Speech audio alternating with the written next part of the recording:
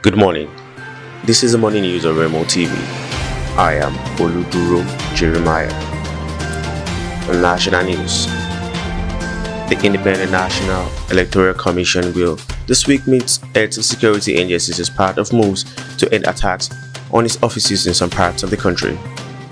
It was gathered on Monday that the meeting with Secretary Chiefs will be held after the Commission's meeting with its resident electoral commissioners on Wednesday. A top INEC official disclosed the number of the Commission's offices bound by hoodlums rose to 21 on Sunday night with the attack on the Enugu headquarters of the electoral body. At least 19 offices of INEC had been raised in the last 2 years. The breakdown of the incidents showed that most affected states include Akwa Ibom, which is 4, Abia State 3, Anambra State 2, and Imo 2. Other states that witnessed fire incidents between February 2019 and May 2021 are Borno, Ebonyi, Jigawa, Kano, Ondo, Plateau, and Rivers. Abuja was also affected. Still on national news, the House of Representatives is set to legalize the use of Indian hemp in the country for economic benefit.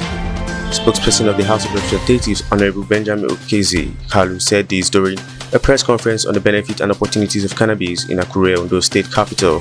Kalu said that the House of Representatives has concluded an arrangement to organize a 2-day stakeholders roundtable on the benefit of weed. According to him, a date for the stakeholders forum, which will attract participants among scientists, medical and pharmaceutical professionals, farmers, insurance companies, executives, and private sector investors, has been slated for June 7 and 8. He explained that countries such as South Africa and others are currently reaping high revenue from cannabis, which they export to other countries. On international news, the Pfizer biotech coronavirus vaccine can be stored at fridge temperature for much longer than previously recommended, according to the European Medicines Agency (EMA). Previous advice was the vaccine needs to be kept at an ultra-low temperature between -70° and -80° until a few days before use, when it can be transferred to a standard medical fridge. The EMA said in a statement it had extended the approved storage period for an unopened third vial when kept in a fridge between 2° and 8° from 5 days to 1 month. The change was approved following assessment of additional stability studies data submitted to EMA by the marketing authorization holder, the agency said. It added increased flexibility in the storage and handling of the vaccine is expected to have a significant impact on the planning and logistics of vaccine rollout in EU member states. On sport news, new Super Eagles invitee Abraham Marcus said it was a dream come true to get invited to the senior national team. The French CD midfielder was one of the 4 uncapped players invited by the Super Eagles coach Electoral for the international friendly against Cameroon on June 4.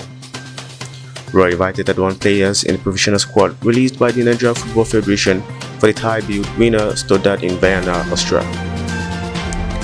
In a chat with ESPN, an elated Marcus said his late dad had always wanted him to play for Nigerians' green and white color. I told my late dad before he passed that anytime I step foot in Europe and have a good season, I will surely make it to the national team, Marcus told ESPN. And lastly, on entertainment, the Chief Magistrate Oluwatoyin Ogre yesterday granted bail to detained Nollywood actor Mr. Olariwaju James, popularly known as Baba Ijesha, for alleged sexual assault. His lawyer Adeshina Ogulano said his client was granted bail by Chief Magistrate Ogre in the sum of 500,000 with 2 sureties. The terms of the bail include 2 reliable sureties, a blood relation, and a level 10 civil servant. Baba Ijesha was arrested on April 22 for alleged sexually molesting a minor and remained in police detention due to the ongoing strike embarked on by the Judiciary Staff Union of Nigeria. In a legal advice to the police on the matter, Lagos State Attorney General Commissioner for Justice Mr. Moyosori Onigbanjo San had on May 4 noted that after due consideration of the case file forwarded to the Directorate of Public Prosecution (DPP) by the police on April 30, 2021, a prima facie case was established against Baba Ijesha. And that's all on the morning news on Remo TV. For more news, check us on our social media platforms on Facebook, Twitter, Instagram, and YouTube at Official Remo TV. Visit our website at www.remotv.com.ng. I am Oluduro Jeremiah. Good morning.